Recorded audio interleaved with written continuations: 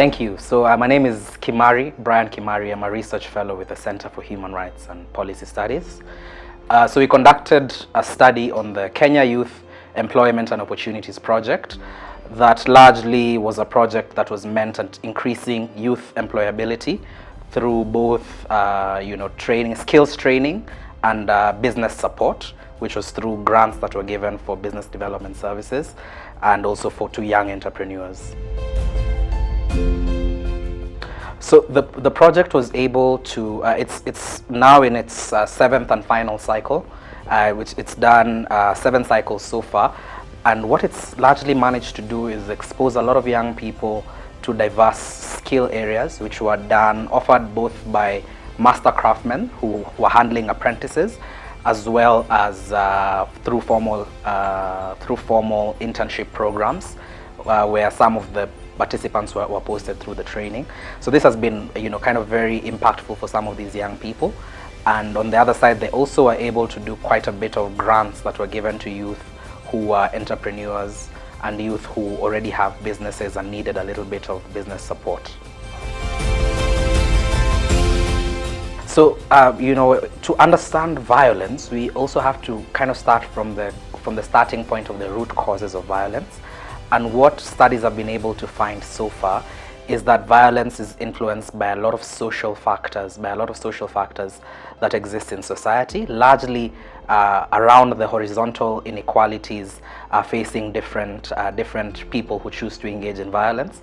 This, kind of ranges from the access to basic services, basic services like security, like education, like health. So the role of some of these youth initiatives and youth programs in preventing violence would largely be influenced by their capacity to kind of foster more social inclusion and to address some of the challenges that the youth are going through that kind of pushes them to engage in both criminal and political violence. So what KYEOP did in this regard was expose a lot of these young people to services that they were able that they initially did not have access to.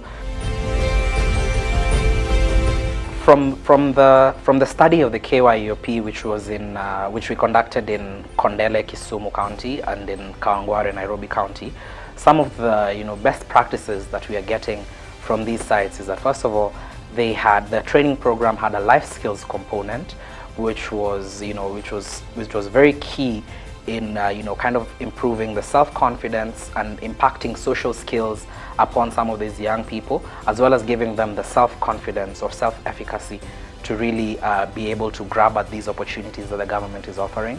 So life skills was one big component. The next component is that they developed skills in core business skills and as well as entrepreneurship skills that enabled these people to have a sustainable source of income, because they can use this skill set over time to access other job opportunities. And finally, it was also influential because of the social kind of integration that it enabled through the program. Some of these youth were able to get into leadership roles and to kind of have a more participation in the governance of the institution, which is shown to be one of the factors that enable the reduction of violence. And additionally, because it addressed kind of lifestyle concerns and helped address issues like poverty and unemployment, it did help to solve a lot of the challenges that might contribute to violence. Yes, I think the challenge that KYEOP has is shared by numerous other programs targeting youth, and it's just around that main point of targeting, how to target different youth.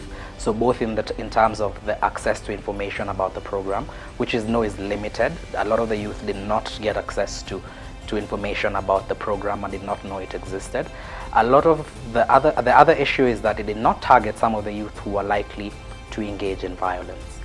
It did not specifically target youth who are vulnerable and who need extra support, and that might be an issue. Also because the project had a randomized selection process, which, while it's a positive that it is able to kind of reach a majority of different youth and diverse groups of youth, it also did not consider the affirmative action agenda of policies such as this on youth and violence prevention.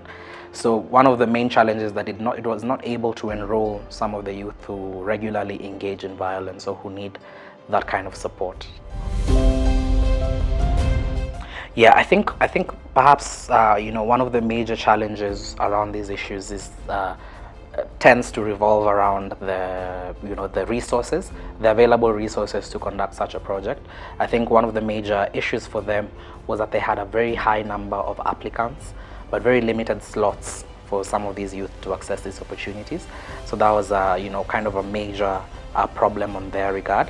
That's just the lack of resources. So in a lot of these centers, youth especially youth in poor neighborhoods, have become accustomed to government programs that come and go.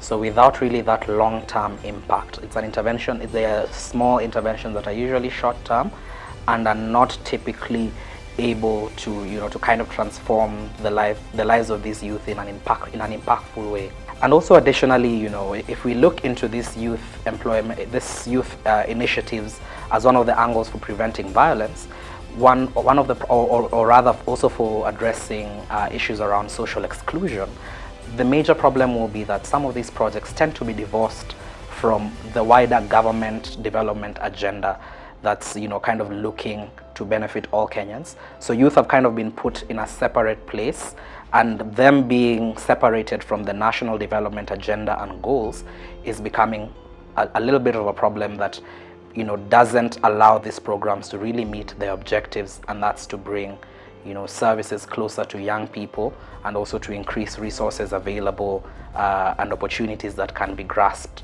by young people who are in need.